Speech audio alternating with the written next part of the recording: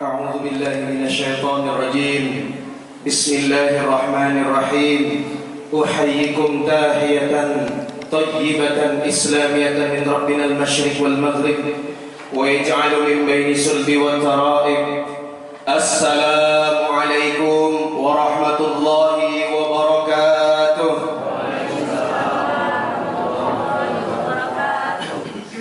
الحمد لله وكفى والصلاة والسلام على رسوله المصطفى وعلى آله وأصحابه أهل الصدق والوفاء. اللهم صل على سيدنا محمد عبدك ورسولك النبي الأمي وعلى آله وأصحابه وسلم تسليما. قال الله تعالى: أعوذ بالله من الشيطان الرجيم. بسم الله الرحمن الرحيم. ألم ترى إذ المجرمون ناكسوا رؤوسهم عند ربهم ربنا أبصرنا وسمعنا فارجعنا نعمل صالحا إنا موقنون. وقال أيضا في آية أخرى: مثل الذين ينفقون أموالهم في سبيل الله كمثل حبة أنبتت 7 سنابل في كل سنبلة 100 حبة والله يضاعف لمن يشاء والله واسع عليم. وقال أيضا: يا أيها الذين آمنوا كتب عليكم الصيام كما كتب على الذين من قبلكم لعلكم تتقون. وقال رسول الله صلى الله عليه وسلم عن أبي هريرة رضي الله عنه عن النبي صلى الله عليه وسلم قال: ما اجتمع قوم في بيت من بيوت الله يتلون كتاب الله ويتدارسون بينهم إلا نزلت عليهم السكينة وغشيتهم الرحمة وخفتهم الملائكة وذكر الله ممن عنده. صدق الله العظيم. Bapak Ibu, apa kabarnya hari ini? Sehat? Masih semangat? Gimana puasanya, lancar? Alhamdulillah. Tahadus binikmah, bersyukur kita kepada Allah. Allah masih memberikan kita kesempatan di tahun ini bertemu dengan bulan suci Ramadan yang sebentar lagi akan berakhir, betul? Berapa hari lagi kira-kira? 5, insya Allah. Alhamdulillah, Allah masih menghidupkan kita di tahun ini bertemu dengan bulan yang penuh dengan rahmat, maghfirah, bulan yang penuh dengan ampunan, itqum minan nar, dibebaskannya kita dari api neraka. Bapak Ibu yang dimuliakan Allah Subhanahu wa taala, banyak di antara kita yang kurang 2 hari sebelum Ramadan, kurang sehari sebelum Ramadan, tetapi sudah dijemput, diwafatkan oleh Allah, dimatikan oleh Allah, betul tidak? Tetapi kita masih hidup. Ini adalah nikmat yang terbesar. Maka kehidupannya adalah anugerah kenikmatan yang terbesar. Kemudian apalagi dengan nikmat yang telah Allah berikan, yaitu nikmat iman. Karena imanlah kita berkumpul di sini. Karena imanlah kita digerakkan oleh Allah Subhanahu wa taala untuk menjalankan rangkaian-rangkaian ibadah di dalam bulan suci Ramadan. Karena imanlah kita merasa satu sama lain ini saling bersaudara. Innamal mu'minuna ikhwah, sesungguhnya sesama orang-orang beriman ini adalah bersaudara. Saudara bukan seayah seibu barangkali, tetapi saudara yang diikat dengan kalimat la ilaha illallah Muhammad Rasulullah. Yang namanya saudara itu saling mengasihi, menyayangi. Kalau dekat saling menasehati, kalau jauh saling mendoakan. Bapak Ibu yang dimuliakan Allah, maka kalau sudah seperti ini, insya Allah Allah akan turunkan rahmatnya kepada kita.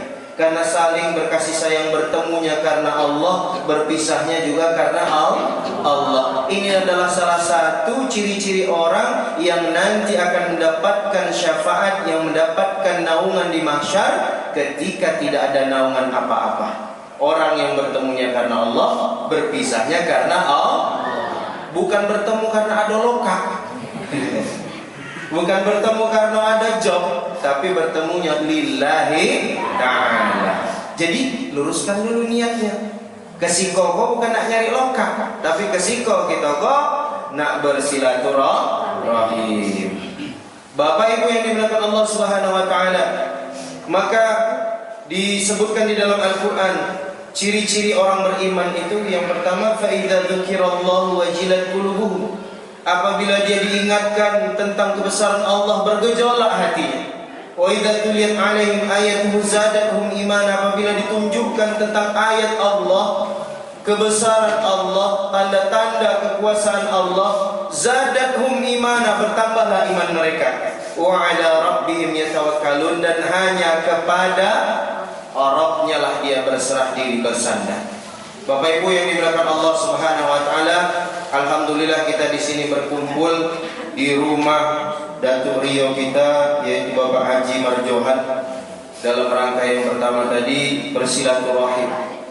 Alhamdulillah ini semua kita berkumpul dalam satu ikatan keluarga, yaitu keluarga almarhum Bapak Haji Sayuti dan Ibu Hajah Nuriyah.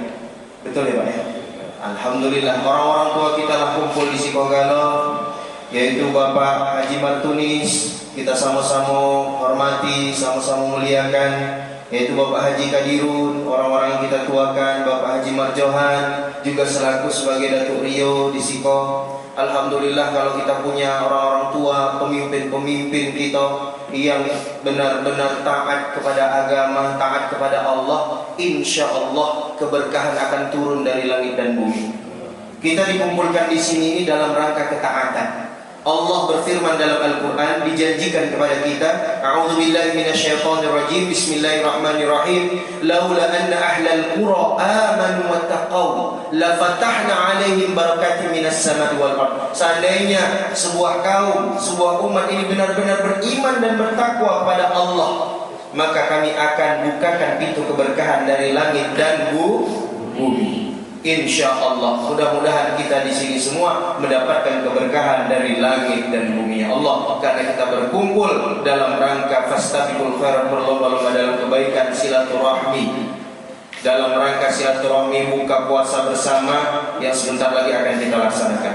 Bapak Ibu yang dimuliakan Allah Subhanahu wa taala, Allah Subhanahu wa taala berfirman di dalam Al-Qur'an, alam taro idil mujrimuna nakisu ru'usihim inda rabbihim. Tatkala mereka para pendosa dihadapkan kepada Rabb-Nya, kepada Tuhan-Nya, maka mereka seraya menundukkan pandangan mereka dan mereka berkata, Rabbana absarna wa sami'na, wahai Tuhan kami telah mendengar, kami telah melihat, kami telah mendengar rintihan orang-orang yang Engkau siksa. Farji'na ya Allah, kembalikan kami ke dunia ya Allah, walaupun itu semenit saja. Na'mal salihan, kami ingin beramal soleh. Inna muqinun, sesungguhnya kami ini orang-orang yang yakin dan percaya ya Allah. Inilah kondisi orang-orang pendosa yang dihadapkan oleh Allah kepada api nerakanya. Kenapa mereka seperti itu? Karena mereka selama di dunia tidak beramal soleh. Mereka menunda-nunda untuk beramal soleh. Maka kalau ingin beramal soleh, kalau ingin taubat, jangan tunggu nanti keburu mati. Jangan tunggu kapan-kapan, nanti keburu dikafani. Maka dunia ini bukan tempat tinggal kita, tetapi dunia ini tempat meninggal. Sekarang kita boleh jadi di atas tanah, tidak lama lagi kita berada di bawah tanah. Betul nggak Bapak Ibu? Maka kehidupan ini sementara, akhiratlah kehidupan yang selama-lamanya. Wal akhiratu khairu wa abqa. Maka orang-orang kafir, orang-orang yang tidak percaya kepada hukum Allah dan sunnah Rasulnya, mereka menganggap bahwa kehidupan dunia ini hanya biasa saja. Mereka anggap kehidupan kita ini tidak pernah dihisab, tidak pernah diperhitungkan. Bahkan Allah berfirman dalam Al-Quran, Hafasibtum annama khalaqnakum abatha wa annakum ilaina la turja'un. Apakah kalian kira kami menciptakan kalian ini sia-sia dan kalian kira kalian ini tidak dikembalikan kepada kami? Kata Allah. Bapak Ibu yang dimuliakan Allah, maka orang-orang yang dimasukkan ke dalam api nerakanya Allah itu mereka lalai dalam waktu senggang mereka, dalam waktu yang sehat yang Allah berikan kepada mereka, mereka tidak gunakan untuk beribadah, untuk taqarrub ilallah, mendekat kepada Allah. Sehingga masa itu datang, ketika nyawa itu dicabut, maka disitulah penyesalan. Apa permintaan orang-orang yang sudah mati? Yang pertama, minta dihidupkan kembali ke dunia. Untuk apa? Untuk yang pertama adalah beribadah. terutama sholat dan sedekah. Karena Bapak Ibu yang dimuliakan Allah, ada dua pertanyaan Allah kepada ahli neraka tatkala mereka ini dihadapkan dengan Rabbnya. Yang pertama, Allah berfirman di dalam Al-Quran, "Ma salakakum fis saqar?" Apa yang membuat kalian nyangkut di neraka Saqar? Maka mereka menjawab, "Qalu lam nakum minal musallin." Mereka menjawab, kami belum menjadi bagian daripada orang-orang yang mendirikan salat. Itu yang pertama. Yang kedua, Allah berfirman, "Alam ya'tikum nadhir?" Bukankah telah datang peringatan kepada kalian? Maka mereka menjawab, "Qalu bala qad ja'ana nadhirun fakadzabna." Benar ya Allah, telah datang peringatan kepada kami ya Allah. Ada ustaz yang mengingatkan kami ketika ceramah ya Allah. Ada guru-guru ngaji kami ya Allah. Imam-imam masjid musholah kami mengingatkan kami ya Allah. Fakadzabna, tetapi kami mendustakannya. Maka berputus asa mereka dari rahmat Allah. Karena apa?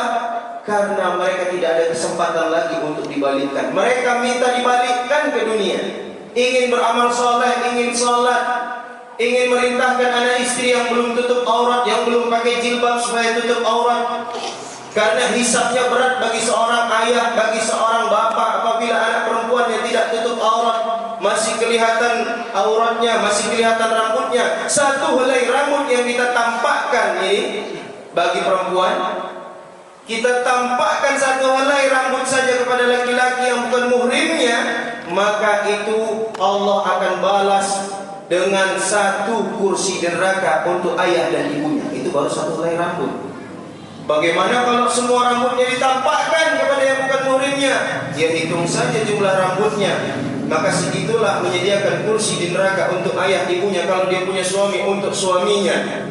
Na'udzubillah min dzalik. Maka Bapak Ibu yang dimuliakan Allah Subhanahu wa taala, kita ingatkan anak-anak istri kita agar mereka tutup aurat sempurna, agar beribadah salat. Anak-anak kita yang sudah balik Pak, kalau enggak salat Pak, cubit Pak. Bahkan Rasulullah mengajarkan kita untuk menyimpan rotan di rumah, bukan untuk kekerasan, tetapi untuk mendidik anak kita agar mereka cinta pada Rabbnya, agar mereka sayang kepada Rasulnya, agar mereka merasa memiliki ini agama. Bapak Ibu yang dimuliakan Allah, hari ini Islam banyak, manusianya banyak, tetapi banyaknya manusia dalam agama Islam hanya seperti buih di lautan, sebagaimana sabdanya Rasulullah SAW. Umatku kelak di akhir zaman banyak, tetapi banyaknya mereka seperti buih di lautan, kata Rasulullah. Mudah terombang-ambing, mudah terpecah belah. Beginilah kondisi kita sekarang, umat akhir zaman. Banyak tetapi lemah. Karena apa? Karena meninggalkan syariat Allah dan sunnahnya Rasulullah sallallahu alaihi wasallam. Salawat beriring salam tidak lupa kita aturkan kepada junjungan alam Nabiyana Maulana Muhammadin sallallahu alaihi wasallam. Bersalawat kita kepada Nabi minimal sehari semalam 100. Kalau mau dianggap sebagai umat Nabi, paling tidak 100 kali kita bersalawat dalam satu hari. Kemudian kita menghidupkan sunnah Nabi. Kita hidupkan. Hari ini orang bukan saja meninggalkan sunnah Nabi, tetapi sudah mengejek, mencemooh sunnah Nabi. Tengok tuh janggutan kayak kambing bayi.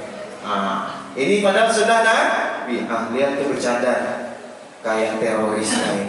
Ini sunnah Nabi padahal, tapi kita sudah injak-injak. Bapak Ibu yang dimuliakan Allah, maka Rasulullah SAW ini bersabda, dia bilang, barang siapa yang memegang erat sunnahku di kala rusaknya umatku, maka pahala baginya 100 mati syahid.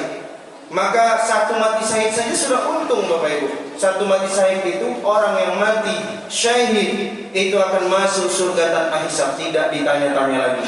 Ibaratnya dia dapat tiket VVIP. Itulah orang yang mati syahid. Maka orang di akhir zaman yang menghidupkan sunnah Nabi itu mendapatkan 100 pahala mati syahid. Dan dikatakan dalam hadis lain, man ahya sunnati faqad ahabbani, barang siapa yang menghidup-hidupkan sunnahku, sungguh dia cinta kepadaku.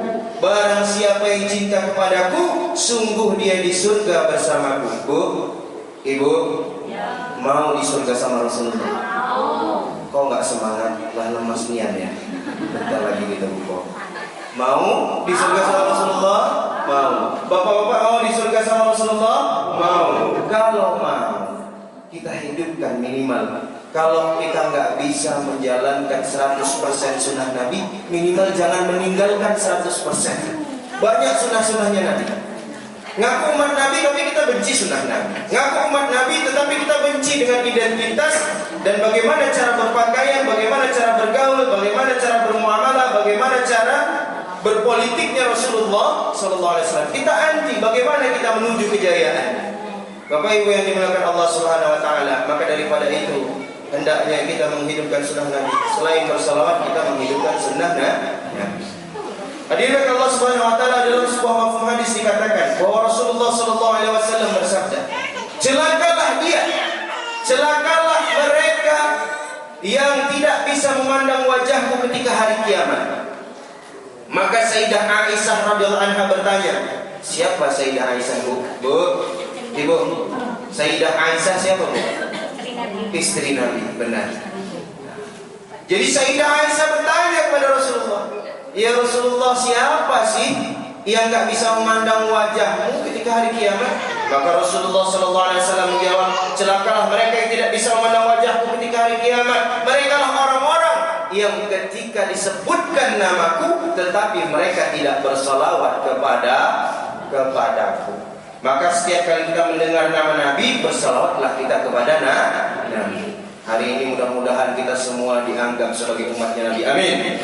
Sebelumnya kita lanjutkan, kita bersalawat dulu. Siap Bapak Ibu? Salawat kita ya. Salatullah salamullah ala Taha Rasulillah. Salatullah salamullah ala Yasin Habibillah. Tawassalna bismillah wa bil hadi Rasulillah wa kulli mujahidin lillah bi ahlil barri ya Allah, bi ahlil barri ya Allah. Salatullah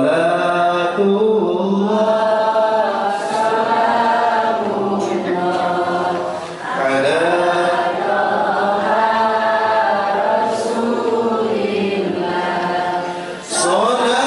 Salatullah salamullah ala Yasin Habibillah, ala Yasin Habibillah. Sallu ala Muhammad, Allahumma salli ala Sayyidina Muhammad. Bapak Ibu yang dimuliakan Allah Subhanahu wa taala, alhamdulillah kita berkumpulnya di sini dalam rangka saling islah, saling mengingatkan bahwa kehidupan dunia ini sementara dan kehidupan akhirat adalah kehidupan yang selama-lamanya. Maka dunia ini kehidupan yang semu saja. Kehidupan di dunia ini adalah ibaratnya la'bun wa lahbun, hanya senda dan gurau. Tidak ada yang sedihnya benar-benar sedih dan tidak ada yang kesenangannya benar-benar senang. Maka sedihnya sedih sementara, kemudian senangnya juga senang sementara. Cobalah ibu-ibu, lihatlah tetangga kita atau bahkan kita dewek atau orang lain, ada suaminya baru meninggal, paling hebat sedihnya sebulan, betul kan? Belum lagi kering kuburan suaminya, lah ada yang melamar yang naksir, hilang sedihnya, betul tak? Betul tak, Bu? Karena tidak ada sedih yang benar-benar sedih. Begitu juga dengan bapak-bapak, tidak ada yang senang benar-benar senang. Maka kesenangan dan kesedihan di dunia ini hanyalah sementara. pangkat, jabatan, harta ini sementara. Maka Bapak Ibu yang dimuliakan Allah, ini semua tidak akan kita bawa kecuali kita belanjakan di jalan Allah. Maka apabila harta kita yang dibelanjakan di jalan Allah, inilah yang menjadi penolong kita. Sebagaimana orang-orang tua kita katakan, harta yang kita tinggalkan hanya menjadi rebutan, harta yang kita makan hanya menjadi kotoran. Sementara harta yang kita infakkan, kita nafkahkan, dibelanjakan di jalan Allah, inilah yang menjadi penolong kita di akhirat kelak. Bapak Ibu yang dimuliakan Allah Subhanahu wa taala, Allah tidak melihat besar kecilnya harta yang kita infakkan. Allah tidak melihat banyak atau sedikitnya yang kita infakkan, tetapi sejauh mana kita sadar dari hati dan ikhlas semata-mata mengharap Allah, ridha Allah Subhanahu wa taala, menginfakkan harta kita. Karena kalau kita ingin berinfak, ingin membelanjakan harta kita di jalan Allah, kalau tunggu kaya, kapan kita mau berinfak? Betul nggak Pak? Betul nggak Bu? Maka Allah firmankan dalam Al-Quran, orang-orang yang berinfak ini bukan hanya yang banyak harta saja, tapi orang yang tidak punya harta pun harus berinfak. Karena Allah berfirman, fisyarra wa dharra, menginfakkan harta dalam keadaan lapang maupun sempit. Maka orang-orang yang paham akan ini, mereka tidak akan pernah susah hidupnya, tidak akan pernah mengalami kekurangan dalam hidupnya. Karena dia tahu di sebagian hartanya itu ada milik daripada hak daripada orang lain. Alhamdulillah kumpulnya kita di sini, nanti ada acara santunan insyaallah dari Datuk Rio Bapak Marjahan Pak ya, dan keluarga besar ya, Bapak Kadirun, kemudian Bapak Martunis. Sekeluarga ini akan mengadakan santunan. Ini termasuk salah satu daripada menginfakkan hartanya di jalan Allah. Saling peduli satu sama lain. Ingat, satu yang kita keluarkan di jalan Allah, berapa Allah balas? Minimal 10. Mana dalilnya? Allah berfirman, man jaa'a bil hasanati falahu asru amsalihah. Barang siapa yang datang kepadaku dengan satu kebaikan, minimal aku membalasnya dengan 10 kebaikan. Jadi matematikanya manusia dengan matematikanya Allah itu beda. Matematika manusia itu pelit, tapi matematikanya Allah, matematikanya Al-Quran itu tidak pelit. Karena 10 kurang 1 itu hasilnya bukan 9 Bapak Ibu. 10 kurang 1 hasilnya 19. Kita punya 10, kita kasih 1 di jalan Allah, Allah balas minimal 10, berapa sisanya? 19, itu minimal. Belum lagi dalil yang saya sebutkan di atas tadi, perumpamaan orang-orang yang menafkahkan 1 saja hartanya di jalan Allah, itu sebagaimana dia bercabang menjadi 7 cabang. Dari tiap-tiap cabang yang dia infakkan tadi, yang bercabang menjadi 7 cabang, bercabang pula lagi menjadi 100 cabang. 7 kali 100 sama dengan 700. 1 yang dikeluarkan Allah balas minimal 700. Masya Allah. Jadi tidak ada konsep, tidak ada rumus orang yang menginfakkan hartanya di jalan Allah dia miskin, tidak ada. Semakin Allah balas, semakin Allah berikan dia harta, semakin Allah berikan keberkahan dalam hartanya, dan dia benar-benar belanjakan di jalan Allah untuk agama Allah. Bapak Ibu yang dimuliakan Allah Subhanahu wa taala, maka daripada itu saya mengajak pada Bapak Ibu semua, ini mumpung masih di bulan Ramadan. Di bulan Ramadan ini semua pahala dilipat gandakan berkali-kali lipat. Kalau di luar bulan Ramadan itu kita infak 1 dibalas 10, 1 dibalas 700, maka ulama-ulama katakan kalau kita infak 1 itu bisa dibalas 70 bahkan 700. Bapak Ibu yang dimuliakan Allah Subhanahu wa taala, maka di bulan Ramadan ini berlomba-lombalah dalam kebaikan. Kalau mau bersedekah, mau berinfak di bulan Ramadan, karena semuanya diganjarkan berkali-kali lipat ganjaran, berkali lipat pahalanya. Bapak Ibu yang dimuliakan Allah, seperti kita membaca Al-Quran saja, kita membaca 1 huruf alif, itu pahalanya 10 kebaikan kalau di luar bulan Ramadan. Tetapi kalau di dalam bulan Ramadan, alif itu ganjarannya 70. Bahkan ulama-ulama katakan 700. Kalau baca 3 huruf alif lam mim, di bulan-bulan biasanya 10, 10, 10, alif 10, lam 10, mim 10, 30. Tetapi di bulan Ramadan alif 70, lam 70, mim 70, atau alif 700, lam 700, mim 700. Itu baru 3 huruf. Bagaimana kalau kita satu hari khatam Al-Quran? Bagaimana kalau kita satu hari mungkin ya minimal 1 juz bermesraan dengan Al-Quran? Begitu banyak pahala kita. Belum lagi pahala sedekah kita, belum pahala infak kita, belum pahala puasa kita, belum lagi pahala menahan amarah. Nah, ini menahan amarah ketika puasa ini pahalanya sangat besar. Maka apabila kita bisa menahan amarah kita, maka Allah katakan kamu bisa pilih bidadari yang mana saja yang kamu inginkan. Nah, ini kalau bisa menahan amarah di bulan puasa. Kalau ada yang ingin ngajak supaya kita ini marah, maka katakan kuntu shaim, saya puasa. Jangan terpancing dulu gitu. Istighfar, Pak. Nanti kalau marah batal pahala puasa ini. Puasanya enggak batal, tetapi pahala puasanya hilang, Bapak Ibu yang mengatakan. Kam min shaim ilal ju' wal atas. Berapa banyak orang-orang yang berpuasa di Ramadan hanya menahan lapar dan dahaga saja. Tidak memperhatikan ini. Bapak Ibu yang dimuliakan Allah Subhanahu wa taala, masih ada waktu 5 hari lagi kita untuk menjalankan bulan suci Ramadan ini. Hendaknya kita bersungguh-sungguh yang belum buka Al-Quran segera buka Al-Quran. Nyesal kalau nggak buka Al-Quran di bulan Ramadan. Bulan Ramadan ini bulan Al-Quran. Syahrul Ramadan, syahrul Quran. Nyesal bagi kita yang tidak berinfak harta kita kalau ada lebih. Bahkan tidak ada lebih pun ketika kesusahan pun infakkan harta kita semampu kita dan seikhlas bagaimana kita bisa menginfakkan harta kita di jalan Allah. Ini akan menolong kita semua Bapak Ibu yang berkah Allah.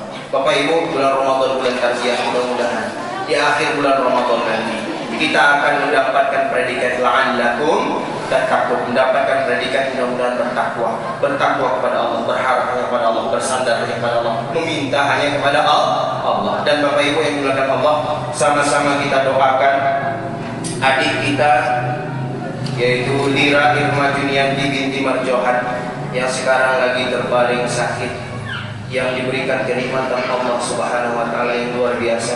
Karena sakit itu adalah salah satu sarana kecintaan Allah kepada seorang hamba. Maka Allah ini sangat cinta kepada adik kita yang sedang sakit. Allah sangat dekat dengan dia. Allah ingin kebaikan-kebaikan ini datang daripadanya. Allah ingin gugurkan dosa-dosa kedua orang tuanya. Allah ingin Subhanahu wa taala akan angkat derajat kedua orang tuanya dan keluarganya. Jadi bagi Bapak Ibu, Pak Marjohan dan Ibu, bersabar, insyaallah ini ada hikmahnya. Allah pasti akan berikan hikmah yang luar biasa di balik ini semua. Orang-orang beriman itu hanya mengucapkan Rabbana ma khalaqta hadza batila subhanaka faqina adzabannar. Hai Tuhan kami, tidaklah Engkau ciptakan ini dengan sia-sia.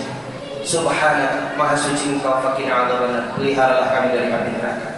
Orang beriman itu sifatnya hanya 2 saja Bapak Ibu. Sifatnya hanya 2 saja Bapak Ibu. Yang pertama bersyukur, yang kedua bersabar. Bersyukur ketika menerima nikmat dari Allah, bersabar ketika diberikan ujian. Bukankah ujian diberikan kepada kita ini untuk agar kita naik kelas? Insyaallah Bapak Ibu, Pak Marjohan beserta Ibu dan keluarga ini insyaallah derajatnya akan diangkat oleh Allah Subhanahu wa taala. Karena nikmat yang luar biasa ketika Allah Subhanahu wa taala mencintai kita itu adalah ketika sakit. Maka sakit itu adalah sebenarnya nikmat yang diberikan. Kalau orang-orang beriman pasti menganggap sakit itu adalah nikmat. Karena ketika itu doa kita pasti dijawab, tidak ada hijab di antara kita dan Allah Subhanahu wa taala. Orang yang sakit itu cepat sekali diterima doanya. Bapak Ibu, sembari kita menunggu waktu berbuka puasa, kita membaca Al-Fatihah, Qul huwallahu ahad, kirim doa kepada nenek mama kita yang sudah. Terima kasih atas segala perhatian, mohon maaf atas segala kesalahan. Wassalamualaikum warahmatullahi wabarakatuh.